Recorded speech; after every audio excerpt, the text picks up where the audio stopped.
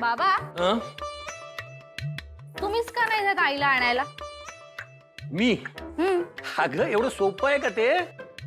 इकडे माझं काही ऐकत नाही ती, तिकडे चार चौकात काय ऐकणार आहे? अगं माझ्या दोन दोन मुली त्या घरात नांदतायत. आता त्यांच्या समोर आपल्यामुळे काही तमाशा होणं चांगलं दिसेल का ते? आपल्या घरातला हायकोर्ट वारीला गेलाय ना म्हणून फावतंय सगळं. हायकोर्ट म्हणजे आई? हो मग तुम्ही आजी इथे असणं खूप गरजेचं आहे हा बाबा. ती आता इथे असती ना तर आतापर्यंत खांडेकरांकडे गेली असते आणि आईचा कान धरून तिला खेचत आणलं असतं घरी आणि रस्त्यात चार साऊथचे डायलॉग हाणले असते, यांना आपोडा रस्कल्ला. खरंय तुझं. आईचं वय वाढलंच ना तर तिची दहशत काही कमी झालेली नाहीये आणि त्या तारेला कोणी त्रास दिला तर त्याची काही मग खैरच नाही. बघितलंस ना कित्येक वेळा आपला रणगाडा कसा मागे फिरलाय ते. बाबा बाबा निशीची आई अशीच आहे का हो? निश्चितची आई? हो मग कधी म्हणाली ना माझी आई म्हणून? मी तुम्हाला 100% सांगते, वसू आई ना अजिबात निशीच्या आईसारखी नसणार. तारिणीताईकडे बघून कळतंच त्या किती समजूतदार असतील ते ना. डॅशिंग होत्या त्या. तारिणीताईच्या लग्नात मी त्यांचा फोटो पहिल्यांदा बघितला. कसल्या भारी होत्या त्या. त्यांना बघून ना मला असं वाटतं की तारिणीताईंनी पण पोलिसात जायला हवं होतं, त्यांच्यासारखं धीट व्हायला हवं होतं. सुमी आजीने ना त्याचं खूप कौतुक केलंय. कसल्या सॉलिड होत्या त्या. ती असं सांगायची की गुंड थरथर कापायचे त्यांना बघून. खूप प्रामाणिक होत्या. जा जाऊन तुझं काम कर. काम होईल, मग अभ्यास कर ना. जाऊ. अभ्यासही होईल. बाबा आपण कधीच या विषयावर का नाही बोलत? काही झालं तरी तारिणीताईच्या आई होत्या ना त्या. आपल्या घराचा आपल्या कुटुंबाचा भाग होत्या. प्रत्येक वेळी त्यांना तोलून मापून बोललं जातं, त्यांना नावं ठेवली जातात. त्यांच्याबद्दल हे सगळं ऐकून तारिणीताईला काय वाटत असेल याचा कोणीही विचार करत नाही. नमा तू अजून लहान आहेस, तुला चांगल्या वाईटाची पोच नाहीये. तिच्याबद्दल लोक बाहेर काय बोलतात ते तुला माहितीये ना. मग माझ्या तोंडून वेगळं काय ऐकायचंय तुला? बघ मला या घरात हा विषय नको आहे. बाबा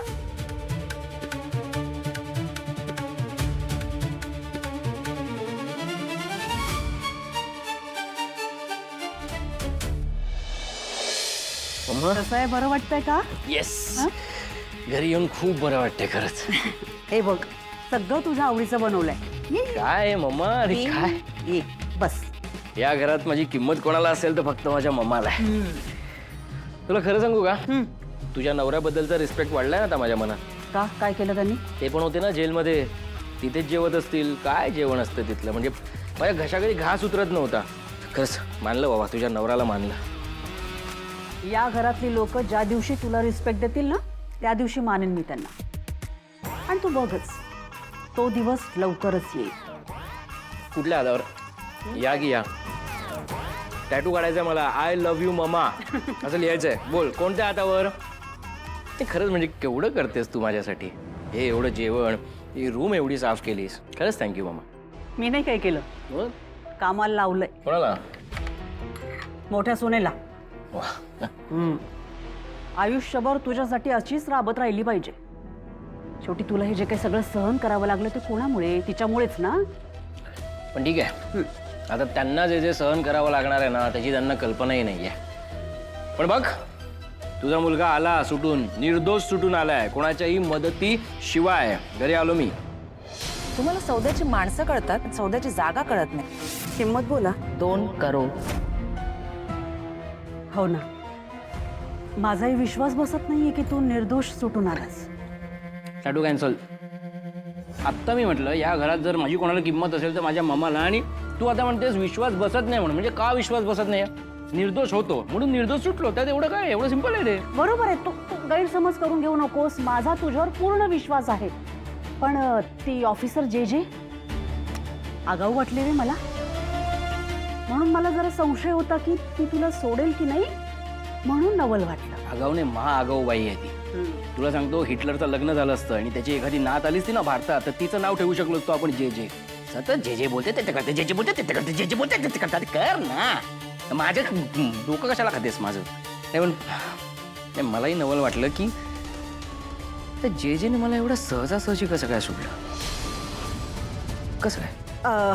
हे बघ ऐक, जेवून घे हां, आणि जरा माझं नीट ऐक. युवराज, आता आपल्याला काळजी घ्यायला हवी. आपले मित्र कोण आहेत, आपल्या कॉन्टॅक्टमध्ये कोण कोण आहे, ते काय काम करतात याकडे जरा नीट लक्ष दे. कळलं का युवराज? काळजी घ्यायला हवी आपल्याला. हो. गुलाबजाम संपले तुझे? हां, आणते मी. आलेच मी. काळजी तर घ्यावीच लागणार आहे मामा. ते पोलीस गुलाबपर्यंत पोहोचले आणि गुलाबची विकेट गेली. आता जर माझ्याबद्दल इन्फॉर्मेशन मिळाली तर माझी विकेट नाही नाही नाही नाही, काळजी तर घ्यावीच लागणार. हो, खबर पक्की आहे. फक्त हे असं अचानक कसं झालं हे कळत नाहीये. ह्याचा शोध लवकर घ्या. ठीक आहे? कोणतरी आले, मी ठेवतो.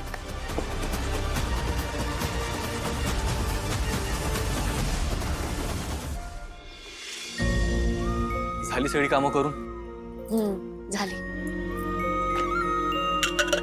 बॉस, तू का सहन करतेस? तू फील्डवर कशी असतेस आणि घरात कशी आहेस? का? कारण फील्डवरती मी एक ऑफिसर असते आणि या घरात आल्यानंतर या घरची सून म्हणून. आणि एखाद्या गोष्टीचा आपल्याला त्रास होतो म्हणून ती न करण्यापेक्षा समोरच्याला त्या गोष्टीचं समाधान मिळतंय म्हणून ती केली पाहिजे ना. मला माहिती आहे आपल्यासाठी कर्तव्य कायमच महत्वाचं आहे, पण आता मी या घरची सून आहे म्हटल्यावर या घरच्या सगळ्या जबाबदाऱ्या सुद्धा पार पाडायलाच पाहिजे ना. आणि घरची कामं केली म्हणून कुठली स्त्री लगेच हाऊसवाईफ होत नाही, ती होम मेकर असते. कळलं mister Khandekar? Yes boss. Commander काय म्हणाले? त्यांचा फोन आला होता ना? हां, या प्रकरणाबद्दल टीमला काहीच माहिती नाही आहे आणि डिपार्टमेंटमध्ये अशी चर्चा आहे की पुरावे नसल्यामुळे युवराजला सोडावं लागलं. हो, पण माझ्या एका छोट्या स्टेटमेंटमुळे जे मॅडमनी त्याला डायरेक्ट अटक केलं. नाही, मला त्यांचं हे कारण पटतच नाही. मला सारखं असं वाटतंय की काहीतरी गडबड आहे, काहीतरी चुकतंय. तर याचं उत्तर जे मॅडमच देऊ शकतील. हो, त्यांना सगळ्या प्रश्नांची उत्तरं द्यावीच लागतील. म्हणजे तू जे मॅडमशी बोलणार आहेस? नाही बॉस, प्लीज असं नको करू. ताईंचा फोन उचल. हां ताई, ठीक आहे, मी हो येतो. ताई आणि बाबा एकत्र आहेत, त्यांना काहीतरी बोलायचं आहे माझ्याशी. बहुतेक युवराजच्या अटीबद्दल बोलायचं आहे. ठीक आहे, तू जाऊन बोलून घे त्यांच्याशी. कितीही बातम्या दिल्या ना तरी गुन्हेगारी त्याच्या हाडामासातून जाणार नाही. तू बाबांशी आणि ताईशी जाऊन बोल, मी जे मॅडमशी बोलून येते. त्यांनी असं अचानक युवराजला का सोडलं हे आपल्याला कळलंच पाहिजे. आलेच.